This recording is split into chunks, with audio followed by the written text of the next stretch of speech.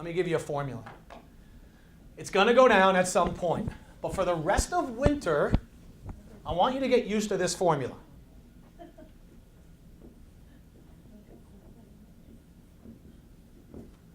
Who knows what ARV means? Adjustable rate value? So close. Exactly. After repair value. So I don't want you to buy any more assets retail for the rest of winter. Anything you want to buy, whether you're hiring an employee, whether you're hiring a virtual assistant, whether you're buying, renting something, you're buying something, offer 60% of whatever they're asking, and then deduct whatever repairs or maintenance has to be done to bring the asset up to functionality. If they say no, walk. Okay? So I want you to get used to this letter. There's one letter you need to know for the rest of winter. You master this letter, you will be fine. If you got nothing else from today, you master this one letter, you'll be good to go. The letter is L. L. So we need to practice the letter L. Take your hand, make the letter L, put it on your forehead. No, see, you will like me for this. You will like me for this. It doesn't hurt. This is pleasure. Pleasure in another way. Turn to your neighbor and say, buy low and manage for cash flow. Don't be too cool for school.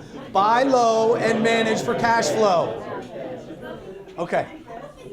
See, you guys thought it meant loser. It's not what it meant. It's buy low and manage for cash flow. Here's the deal. Winter is not an equity play. It's hard to buy something and watch it appreciate in value. You have to make your money off of cash flow first. However, if you want it to be an equity play, you start at 60%. So for those of you that I've had the pleasure to Skype with recently, you will notice that I'm working out of my basement. You're like, wow, good move. You're really moving up in the world, looking like you're working in your storage facility, right? But we bought a condo very recently. Brand new, no one's ever been in it. 5 years old. This development company built this beautiful townhome residential complex, but it backs up to the central business district. They have not been able to sell or rent out the commercial spots. Open for 5 years and a little bit at a time. They've got 15 units, there might be 3 or 4 people there. So we made an offer, 60%, minus all the tenant improvements.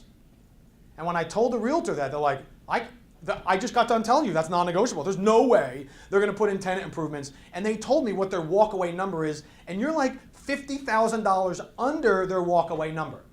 And I said, well, if I remember right, either you have to put this offer in writing or I get to put it in writing. So how do you want this to go? I put it in writing or you put it in writing?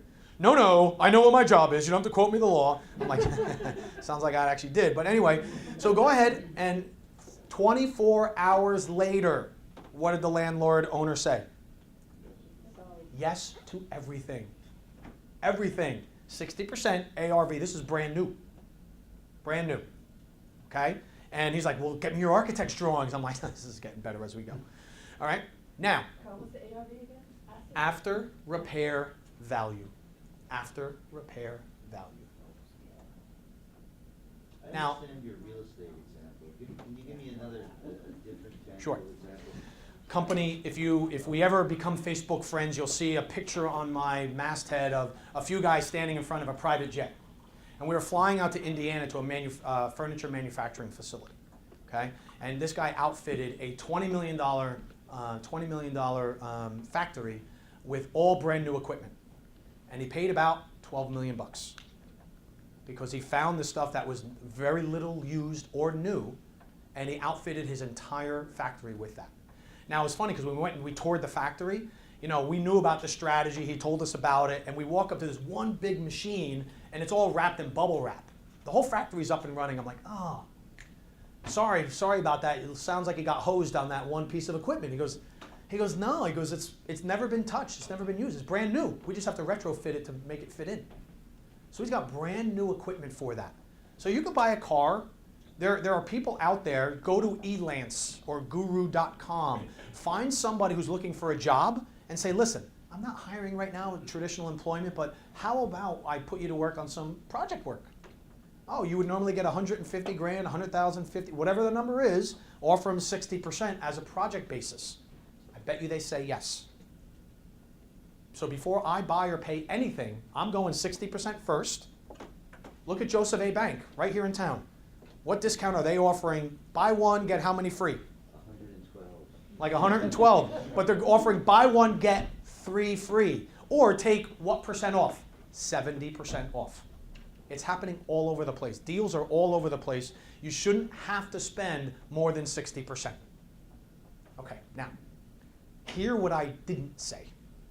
I didn't say that you walk into the Mercedes-Benz dealership down the street and say, all right, I'm ready. I'm ready to buy that 320. Bring out the manager. You want 60,000 for that? I'll give you 36,000, because that's 60%, and I want you to throw in the mud guards. What would they say to you? They would say, bye-bye, because they understand winter. They're the authority. They don't have to cut their prices. How many of you use an iPhone? Okay, how many of you, that's your very first phone you've ever had? How many of you, when you got your current iPhone, your last phone worked pretty well? You can all put your hands up. It's okay. You know where this is going. You know I got you. All right? So what you did was you took a perfectly functioning phone, you threw it out for the pleasure and the privilege of buying one of, if not the most expensive phone on the market. How many of you got a good deal? You negotiated with them. You walked in and you said, I'm not paying this. 2 out of the whole room. 3 out of the whole room. Said, I'm not paying that for an iPhone. I want your super special one-to-one deal. I'll give you 60%. Bye-bye again, because they understand they are the authority in that area. Okay, when the iPod came out, how many other MP3 players were on the market? A ton. 300. They were the 301st MP3 player on the market. We really needed that iPod. But they changed the game, and they've wiped out the competition, and you didn't buy the Zoom or the Walmart one or all the other ones. Right? And they were the most expensive. It was the hardest to use because you had to download that. I almost threw mine through the window when I found out. All the stuff I had put on my Windows Media Player was useless, and I had to load my other 3,000 songs back into iTunes. I almost threw the thing through the window. I'm like, you're kidding me, right? You pay more for these guys. It's harder to work with them. They didn't want to have it on my devices in the very beginning, yet they're the expert. So so we go with them.